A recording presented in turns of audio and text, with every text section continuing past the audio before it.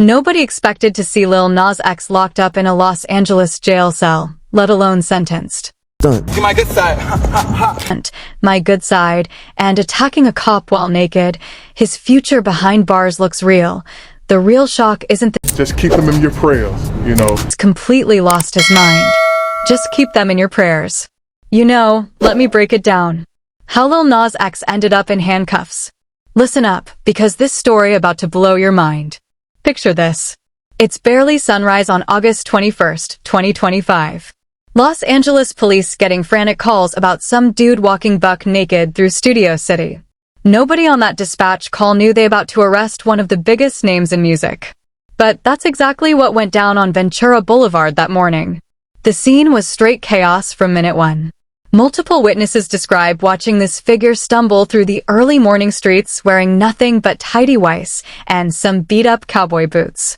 At first, folks thought maybe they were witnessing some elaborate music video shoot or guerrilla marketing campaign. Hey, don't be late to the party tonight. Where at? Be late to the party tonight. Where at? You know where it's at. The clip reveals him wandering aimlessly, belting out random songs, and obsessively inviting strangers to some mysterious party that existed only in his head. What's particularly haunting is watching him place a traffic cone on his skull like some twisted crown, completely disconnected from the reality unfolding around him. The footage captures something deeply troubling. You can witness the exact moments when his awareness flickered in and out. 1 second, he's performing for cameras with his trademark confidence. The next, he's desperately pleading with people to stop recording, as if suddenly understanding how vulnerable and exposed he looked. Bystanders didn't know whether to intervene, call emergency services, or just document what appeared to be a celebrity having the worst day of his life. The situation escalated dramatically when law enforcement arrived on the scene. Instead of surrendering peacefully or attempting to explain his condition, reports confirmed that Monto physically attacked the responding officers. Witnesses described him charging like a wild animal, completely unable to distinguish between people trying to help and perceived threats. The officers faced an impossible situation, dealing with someone clearly in crisis, while also protecting themselves from assault. Here's where the story takes an even darker turn. Paramedics suspected he was experiencing a severe drug overdose, forcing them to rush him to emergency medical care before any booking could occur. The hospital evaluation stretched for hours, with medical professionals running extensive toxicology screenings and neurological assessments to determine what exactly had triggered this extreme behavioral episode. Once doctors cleared him medically, the legal machinery kicked into high gear. Monto found himself transported to Valley Jail in Van Newark, his very first experience inside a correctional facility. The irony wasn't lost on anyone that the same man who once joked about going to jail over Satan's shoes was now actually behind bars facing serious felony charges. Sources close to the situation described his initial processing as traumatic, with him struggling to comprehend how his life had spiraled so dramatically in just a few hours. The celebrity booking protocol meant extra security measures, isolation from general population, and heightened documentation of every step in the process. This wasn't just another arrest. This was a Grammy-winning superstar being fingerprinted, photographed, and assigned an inmate number. The psychological impact of that transition from global icon to county jail detainee cannot be understated. When prosecutors finally filed charges on August 25th, they didn't hold back. 4 separate felony counts hit the court docket, 3 for battery causing injury to police officers, plus 1 for resisting arrest with violence. Each individual charge carries up to 3 years in state prison, meaning if convicted on everything, Montero could disappear behind bars for over a decade. That's a career-ending, life-altering amount of time for anyone, especially someone who just turned 26 years old. California's legal system takes assault on law enforcement extremely seriously. These aren't misdemeanor slaps on the wrist. These are felony prosecutions that require mandatory minimum sentences upon conviction. The district attorney's office clearly viewed the video evidence and officer statements as sufficient to pursue the maximum possible penalties. Legal analysts been pointing out that celebrity status actually works against defendants in cases like this, as prosecutors want to demonstrate equal treatment under the law. The courtroom drama reached its peak during his arraignment. Standing before a Los Angeles Superior Court judge, Montero entered not guilty plea to all charges while his newly hired defense attorney scrambled to manage the media circus surrounding the case. The bail hearing became a crucial battle, with prosecutors demanding $300,000, while the defense argued for lower amounts based on his community ties and lack of prior criminal history. Ultimately, the judge settled on $75,000 bail, still a substantial sum that demonstrates the court's concern about flight risk in public safety. The conditions of his release included mandatory enrollment in substance abuse programs and regular check-ins with probation officers. These requirements suggest the court system recognizes underlying issues that contributed to his breakdown and arrest. Social media exploded with reactions ranging from genuine concern to harsh judgment. Fans flooded platforms with prayers and supportive messages, while critics used the incident to validate their long-standing complaints about his controversial artistic choices. The divide in public opinion reflected broader cultural tensions around mental health, celebrity culture, and accountability in the entertainment industry. Additional surveillance footage emerged from the hours leading up to his arrest. Security cameras at a Hollywood hotel captured him wandering their property approximately 15 hours before the Ventura Boulevard incident.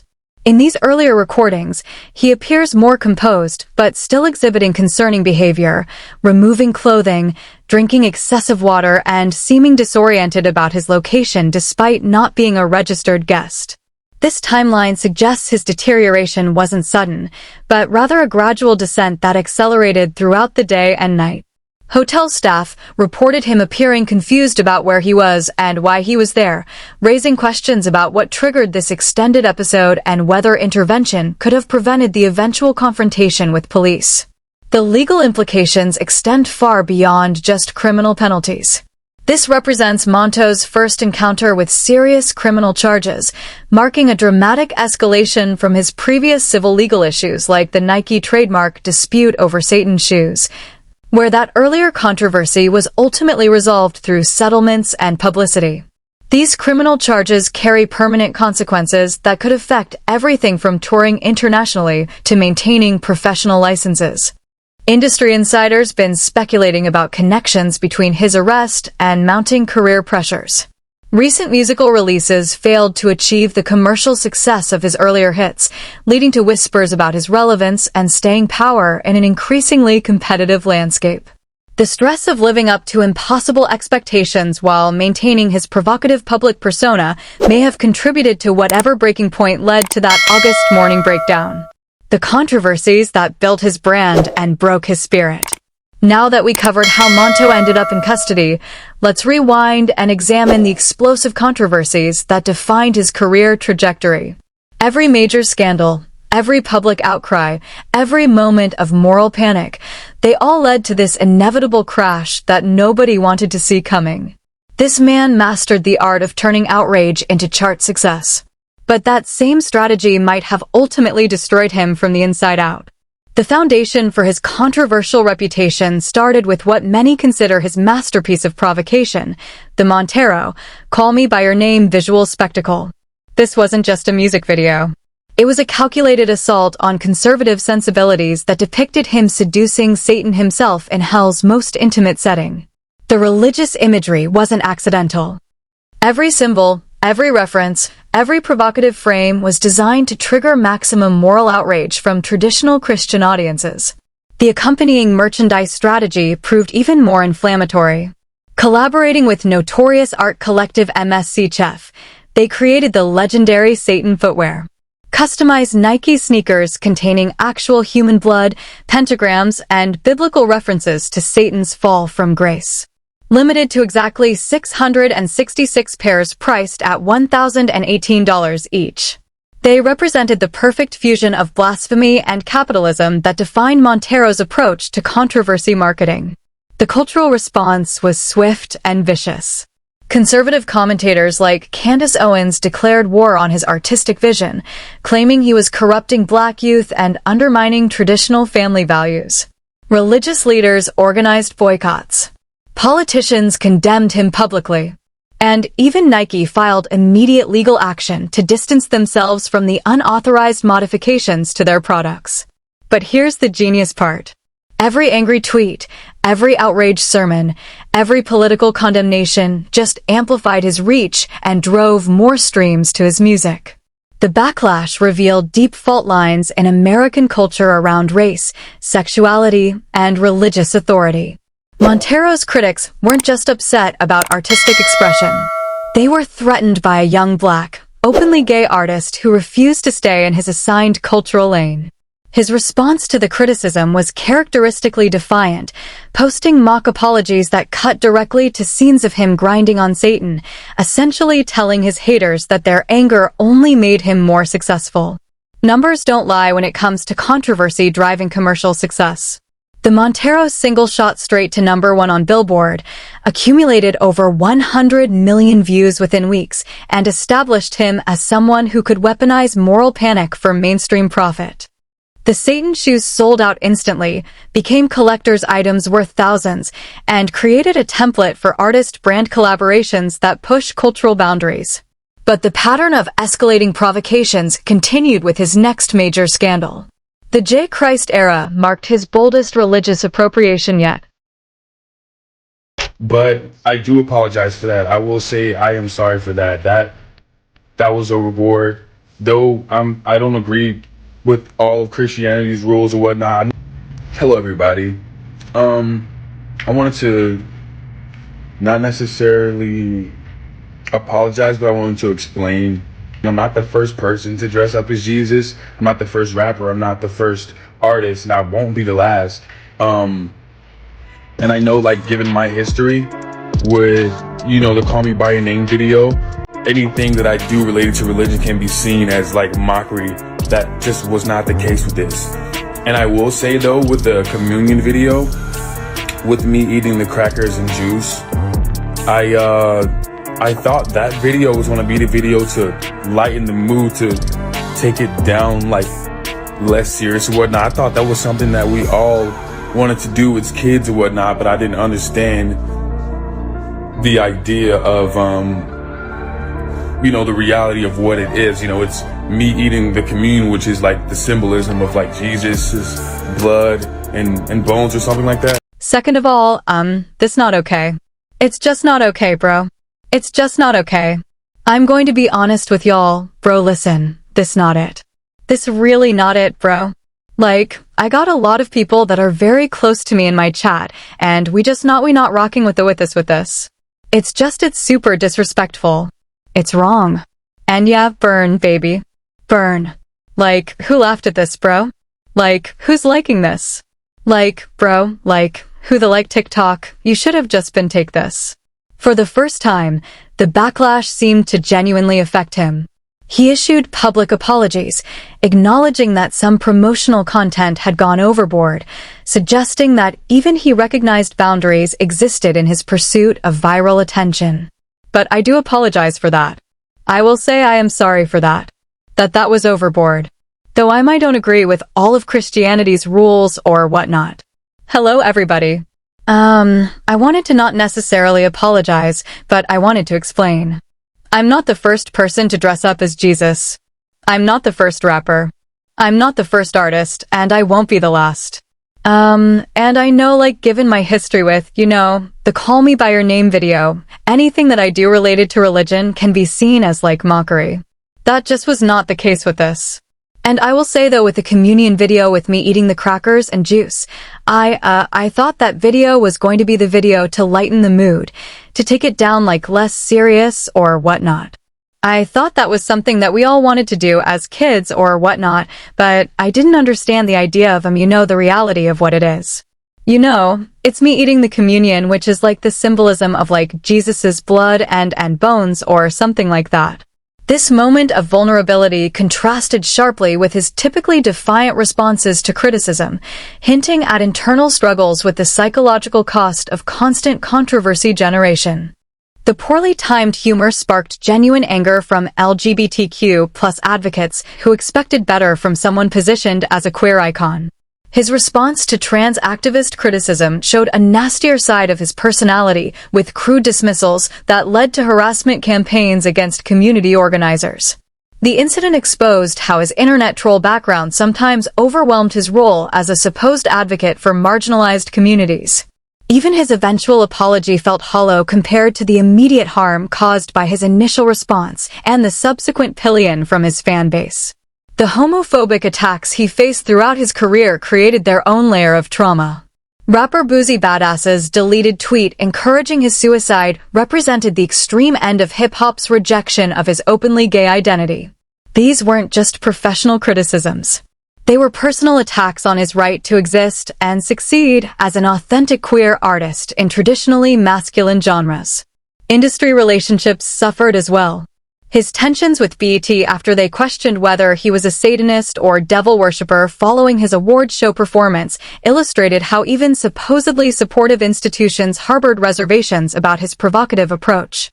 The disconnect between his artistic vision and industry comfort levels created professional isolation that may have contributed to his recent breakdown.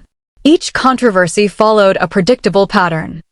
Outrageous content drops, massive public outcry, defiant doubling down, temporary chart success, then diminishing returns as audiences became desensitized to his tactics. Critics began noting his reliance on shock value over musical substance, questioning whether his artistry could survive without manufactured outrage, driving attention to his releases. The psychological toll of maintaining this persona became increasingly obvious through his social media presence. Posts reflected growing paranoia about public reception, defensive attitudes toward criticism, and apparent struggles with balancing authentic self-expression against commercial pressures. The young man who once confidently trolled conservative America began showing signs of someone trapped by his own controversial reputation. Recent releases failed to generate the same level of cultural I really want to make sure I have fun this time around. I don't think I got to have as much fun during the Montero era because I was more overly focused on, making sure the songs did well than making sure I was like having fun doing, you know what I mean? And I'm not saying I didn't have any fun. I had some fun, okay? But I want this time around to be even more fun, and I want to be like even more full of joy, and I want to be even more full of love, and I want to go out here in this world, and I want to wave my hands in the sky and move about freely. And that's what the Dream Boy era is gonna be. Hotbox is coming next. Fairly soon. I'm not gonna give you guys a date. I'm gonna announce it when I announce the date, okay? But I need you guys to stick beside me. We are fucking coming. Monterage, we are coming. I have the songs. I have the fucking music. And understanding how we got here requires examining every crack in the foundation that eventually brought the whole structure tumbling down. Let's start at the beginning because the Lil Nas X origin story reads like pure American dream material. Born into a musical family in suburban Georgia with gospel-singing relatives providing the soundtrack to his childhood, young Montero seemed destined for creative greatness. But beneath that promising surface, early struggles with identity, sexuality, and family dynamics created psychological fractures that would later manifest in his public breakdowns. His adolescent years were spent mastering social media manipulation as Nasmiraj, a hardcore Nicki Minaj stan account that built massive followings through strategic trolling and meme creation. College lasted barely a year before he dropped out to pursue music, supporting himself through minimum wage jobs at fast food chains and theme parks, while crafting the song that would change everything. The meteoric success of Old Town Road wasn't just about catchy melodies and genre fusion. This track dominated Billboard for 19 consecutive weeks, broke streaming records, and forced the music industry to reconsider artificial boundaries between country and hip-hop. The Billy Ray Cyrus collaboration amplified its reach exponentially, earning Diamond certification and multiple Grammy Awards, while establishing Montero as someone who could manipulate cultural conversations for commercial gain. As far as his music is concerned, he is ready to go all out. I really want to make sure I have fun this time around. I don't think I got to have as much fun during the Monter era because I was more overly focused on, I don't know, making sure the songs did well than making sure I was like having fun doing, you know what I mean, and I'm not saying I didn't have any fun. I had some fun, okay? But I want this time around to be even more fun. And I want to be like even more full of joy. Awards and accolades accumulated throughout his career, including 2 Grammys, 5 Billboard Music Awards, and multiple MTV VMAs. But industry recognition couldn't address underlying psychological issues or provide the personal fulfillment he seemed to be seeking through increasingly desperate attention-grabbing tactics. Success metrics meant nothing when measured against internal emptiness and relationship failures. Personal traumas compounded professional pressures in devastating ways. His grandmother's death in 2018, his mother's ongoing addiction struggles, and the constant scrutiny of his sexuality created a perfect storm of emotional instability that his team seemingly couldn't or didn't address adequately. The February 2025 video, reflecting on pretty difficult years, hinted at struggles that were largely hidden from public view until they exploded into legal consequences. Career pivots like turning down the Euphoria role to focus exclusively on music demonstrated commitment to his artistic vision, but also reflected tunnel vision that ignored warning signs about his deteriorating mental state. The decision to concentrate solely on musical output while avoiding diversification opportunities may have increased pressure on each release to achieve impossible commercial and cultural impact. The streaming data tells a story of gradual audience abandonment that contradicts his social media engagement levels. While controversy still generated headlines and trending topics, actual listening patterns showed declining interest in his musical output among casual fans who powered Old Town Road to historic success. This disconnect between attention and consumption likely created cognitive dissonance about his actual cultural relevance. Industry insiders described mounting frustration with his team's inability to translate viral moments into sustainable commercial success. The gap between his social media influence and actual market performance created tensions with record labels, booking agents, and business partners who expected returns on their investments in his controversial brand. The August arrest represents not just a legal crisis, but the inevitable culmination of years of unaddressed psychological trauma, professional pressures, and personal isolation that his success couldn't mask or resolve. Whether this represents a temporary setback or permanent career destruction remains unclear, but the trajectory from viral sensation to felony defendant serves as a cautionary tale about the hidden cost of fame in the social media age. Thanks, fam, for watching. To get more of such content, please click on the cards showing on the screen.